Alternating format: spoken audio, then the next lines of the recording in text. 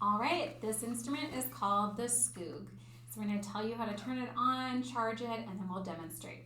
So on the bottom, there's just a teeny tiny little button there. You're going to press it, and you'll see this little light turns on. That means it's on. And then this is the Bluetooth light. This is a Bluetooth-enabled device. That's how you play it. It has to be connected to an Apple device, either an iPad or an iPhone, and it connects that device by having the Bluetooth on. So you gotta make sure that turns on too.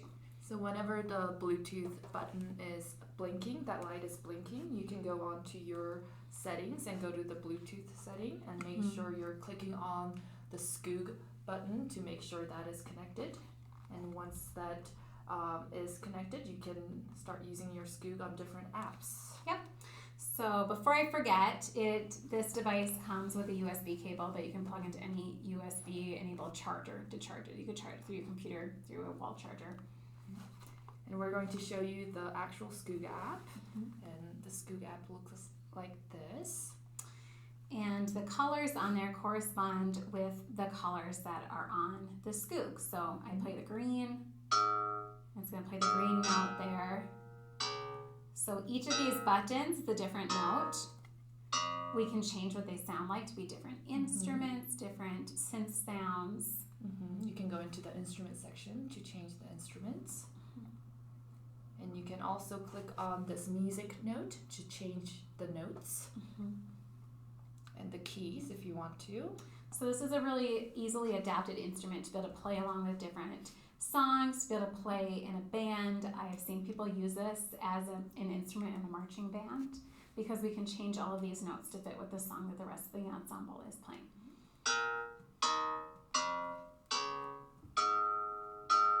I can play multiple notes at one time. Oh, maybe I can't. That's not going. There we go. And we can also change these buttons to be harder or easier to push. That's changing the sensitivity. So you just go into the settings button and you can go into sensitivity and change how you want it to be low sensitivity, medium, or high. So that means with it low, I barely have to touch it and it makes a sound. But if you're working on strength and pressure, we can change it to high sensitivity, which means I would really have to push. These are very durable. We don't recommend that you chuck it across the room, but if it falls, it's not going to break. It's a very durable instrument. And there is also an option for turning the sides off. So if there is a case where you want to only have one note, you can turn every other side off and have one side on. And let us show you the songbook. So in the actual Skoog app, there is this button that goes to the songbook for Skoog, and there are lists of songs there that you can play along.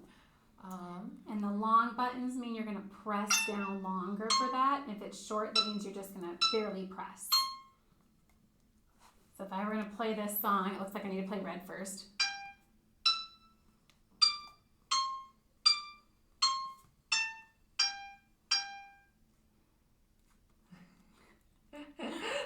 Struggling. I think that's my Bonnie. Is that, yeah, my Bonnie lies over the ocean. Yeah, there are a lot of different songs on here, and there are lots of different songs on the website as well. And lots of current songs, like lots of pop songs and things you'd hear on the radio.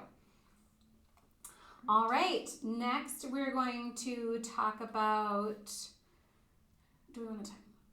Oh, so whenever you're having kind of a trouble connecting the Skoog to the iPad, or if it's freaking out a little bit, for some reason gets uncalibrated. We want to troubleshoot with you. There's a calibrate button right here on the actual Skoog app, so you just click on that, and you just have to wait a little bit, and it should be good to go.